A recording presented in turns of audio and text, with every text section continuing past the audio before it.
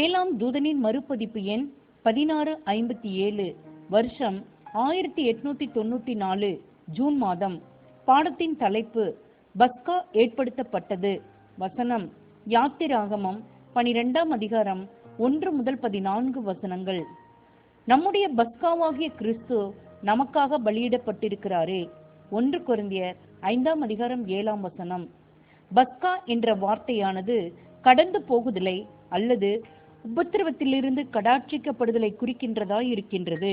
கடைசி வாதை எகிப்தின் மீது கடந்து வந்த போது சங்கார தூதன் எகிப்தின் முதற் பேரானவர்களோட கூட இஸ்ரேலின் முதற் பேரானவர்களும் சேர்ந்து சங்காரம் பண்ணப்படாதபடிக்கு இஸ்ரேலர்களின் வீடுகள் அனைத்தும் அடிக்கப்பட்ட ஆட்டுக்குட்டியின் இரத்தத்தினால் அடையாளம் போடப்பட்டு இருந்தது.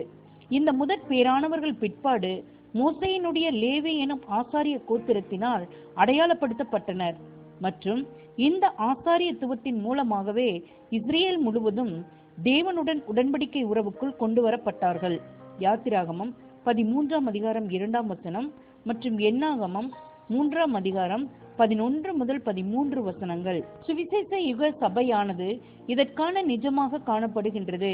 இவர்கள் மாத்திரமே ஜனங்கள் அனைவரிலும் இப்பொழுது நித்தியமான மரணத்திற்குரிய இரண்டாம் மரணத்திற்குரிய அபாயத்தில் காணப்படுகின்றனர். ஏனெனில் இவர்களே போதுமான அளவுக்கு அறிவை பெற்றவர்களாய் இருக்கின்றனர்.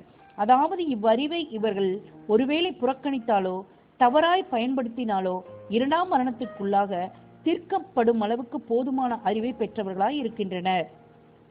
இஸ்ரேலின் முதற்பேர் ஆனவர்கள் இப்பொழுது விசுவாசத்தினால் கிறிஸ்துவில் தெளிக்கப்பட்ட இரத்தத்தின் கீழ் நமக்காக அடிக்கப்பட்ட நம்முடைய பஸ்கா ஆட்டுக்குட்டியாகிய கிறிஸ்துவனுடைய இரத்தத்தின் கீழ் நிலைத்திருப்பவர்களை அடையாளப்படுத்துகின்றனர். இவர்கள் கிறிஸ்துவனுடைய விலையேறப்பெற்ற இரத்தத்தினுடைய புண்ணியத்தினால் ஜீவனுக்கு பாத்திரவான்களாக கருதப்படுவதினால் இவர்கள் விடுவிக்கப்படுவார்கள், கடாட்சிக்கப்படுவார்கள், கடந்து போகப்படுவார்கள். ஆனால் எவரேனும் ஒருவேளை இந்த மறைவிடத்தின் கீழ் நிலைத்திராவிட்டால் நிழலான ஆட்டுக்குட்டியின் இரத்தத்தினுடைய பாதுகாப்பை விட்டு இஸ்ரேலின் முதற் பேரானவர்களில் யாரேனும் ஒருவர் துணிந்து வெளியேறும் பட்சத்தில் மரித்து போவது போலவே நிச்சயமாய் மரிக்க வேண்டி இருக்கும். நிழலானது நம்முடைய பஸ்கா ஆட்டுக்குட்டியாகிய கிறிஸ்துவின் விலையேற பெற்ற இரத்தத்தின் முக்கியத்துவத்தை இப்படியாக எத்தனை அழுத்தத்துடன் தெளிவாய் காட்டுகின்றது. நிழலான பஸ்காவை நினைவு கூர்ந்து ஆசரிப்பதற்குரிய நிழலான ஆசரிப்பானது இதன் பின் தொடர்ந்து இஸ்ரேலர்களால் ஆசரிக்கப்பட்டது.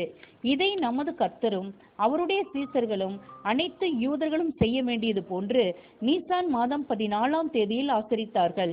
இந்த பஸ்கா போஜனத்துக்கு பிற்பாடு இதனிடத்தில் கர்த்தருடைய ராபோஜனமானது ஏற்படுத்தப்பட்டது. அதுவும் நமது கர்த்தருடைய பூமிக்குரிய ஜீவியத்தின் கடைசி இரவென்று, அவர் காட்டி கொடுக்கப்பட்ட அதே இரவன்று, அவர் சிலுவையில் அறையப்பட்ட அதே நாளன்று ஏற்படுத்தப்பட்டது.